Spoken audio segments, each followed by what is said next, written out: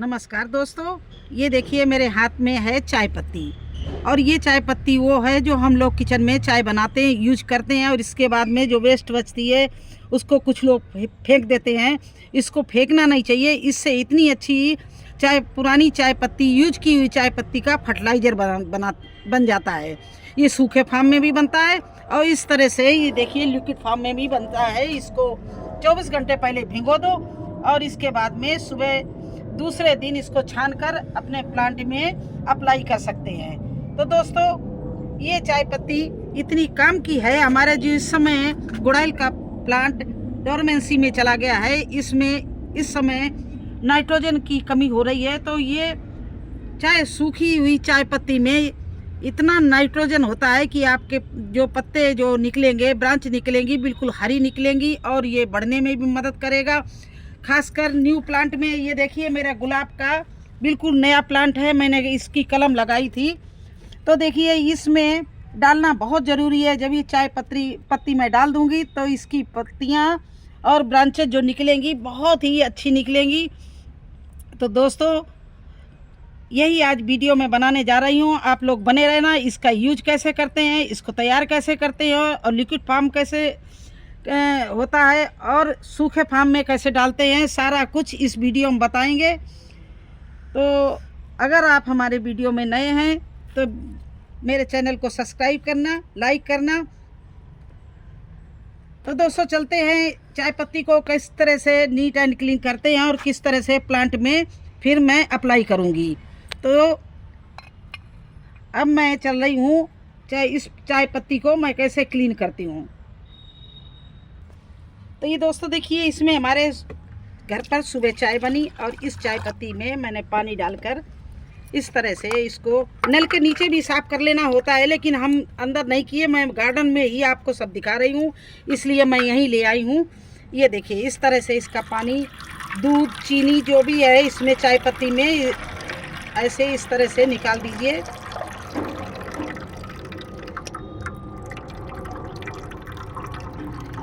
अब इसमें जब तक इसको धोते रहिए जब तक इसमें सफ़ेद सफ़ेद दूध का कलर निकल ना जाए। ये नहीं कि एक बार धो दिया और निकल गया है। इसकी अदरक भी निकाल देंगे और जो मिठास चीनी की होती है वो भी निकाल देते हैं। नहीं तो दूध और चीनी अगर प्लांट में चली गई तो उसमें फंगस भी लगने का डर होता है और बहुत से रोग लग सकते हैं। इसलिए देखिए अभी भी पानी इसका दूध सा हो रहा है। इसको निकालते रहेंगे और जब तक छानते रहेंगे जब तक बिल्कुल ये सफ़ेद नहीं हो जाएगी।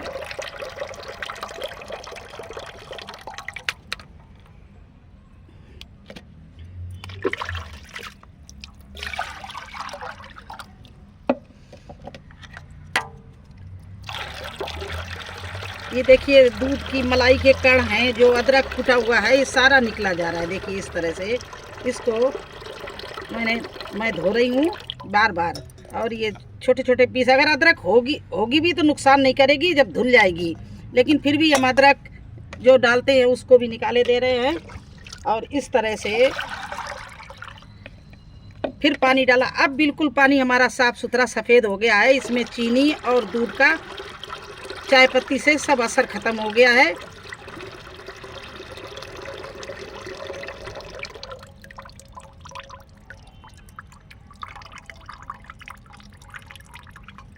ये देखिए अब हमारी चाय पत्ती बिल्कुल अच्छी हो गई है, धुल गई है। इसको धूप में इस तरह से रख के हम सुखा लेंगे।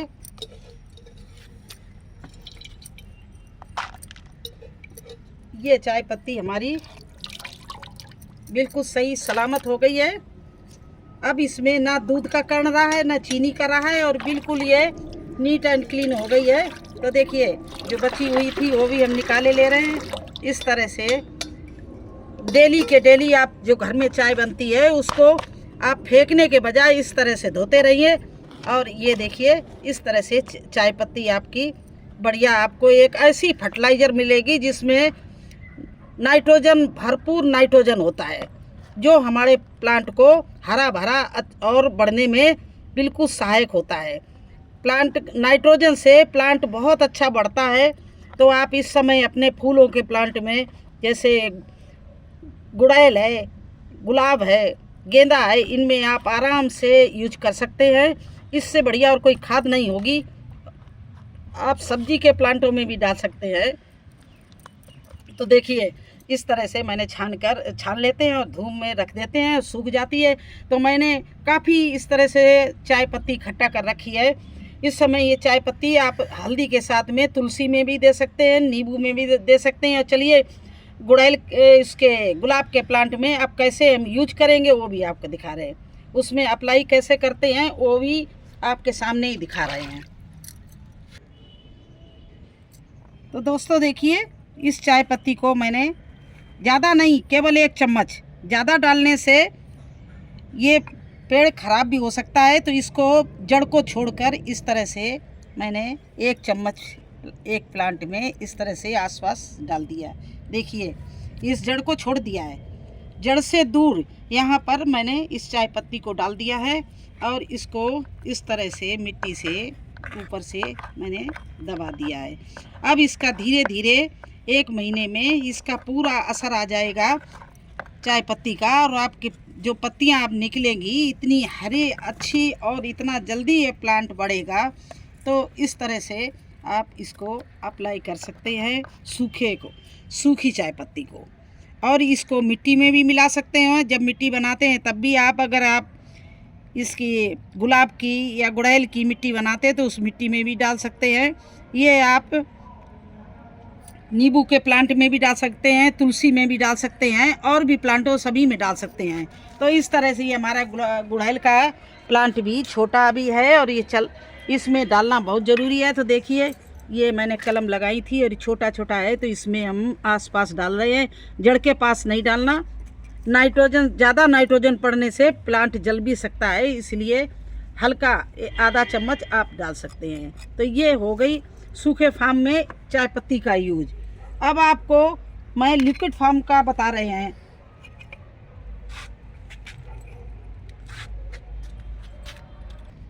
ये देखिए चाय पत्ती, धुली हुई चाय पत्ती यूज की हुई, मैंने 24 घंटे पहले इसको पानी में इस तरह से भिगो दिया था।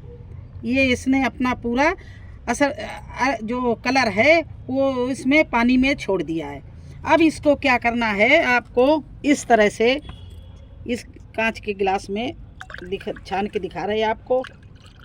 बस इतना एक प्लांट के लिए इस तरह से इतना छानते जाओ आप। 1 लीटर होगा, इसको कम से कम 6-7 लीटर पानी में मिलाना है। तो इस तरह से ये सूखे फार्म का ये लिक्विड फार्म इस तरह से तैयार हो गया। अब आप इसको आप अपने गोभी में, टमाटर में और मिर्ची में, सभी में आप इसको यूज कर सकते हैं। देखिए इस तरह से इसको डाल सकते हैं आसपास, इसको पानी इस तरह से शिमला मिर्ची में मैं डाल रही हूँ। देखिए इस तरह से चारों तरफ से डाल दिया, दूर दूर डालना है, सब इसका असर आ जाएगा। चलिए और भी इसी तरह का किस किस में यूज करना है मैं आपको दिखा रही हूँ। देखिए ऐसे इसको मिला लिया, 1 लीटर में मैंने आधा कप करीब ये डाल दिया। इस तरह से ये देखिए कलर हो गया है, आपको गिलास में दिखाएं। ये देखिए कलर है।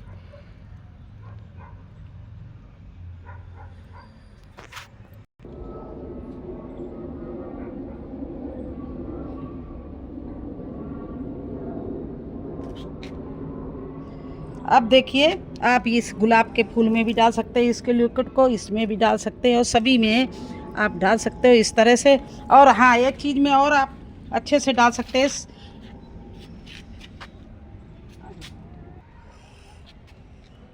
तो देखिए छोटे छोटे प्लांट अभी मैंने लगाए हैं, इनमें इनके पत्ते सही बने रहें और इनका जल्दी से बढ़ जाएं।